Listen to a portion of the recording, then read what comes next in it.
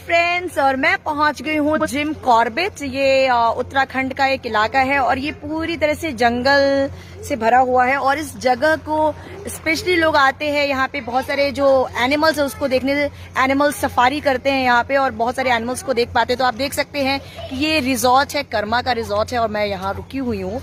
और काफी अच्छा आप देख सकते हैं कि ये पेड़ पौधों से मतलब भरा पड़ा है और काफी ग्रीन है। काफी अच्छा रिजॉर्ट है ये। और इसमें काफी अच्छे लकड़ी के घर बने हुए हैं। मैं भी लकड़ी वाले घर पे हूँ, मैं वहां भी आपको ले चलूंगी। अभी आप देख सकते हैं कि ये मेरे बहन का बेटा काफी एंजॉय कर रहा है। यानका, कम हियर, यानका, यानका, ये देखिए यानका, हेलो कर दो। ही इज यानका। ओके ओके, चलिए वो मस्ती में ज्यादा इन्वॉल्व हैं, इनको वीडियो में मजा नहीं आ रहा है। और आप देख सकते हैं काफी अच्छा है और यहाँ पे झूले लगे हैं।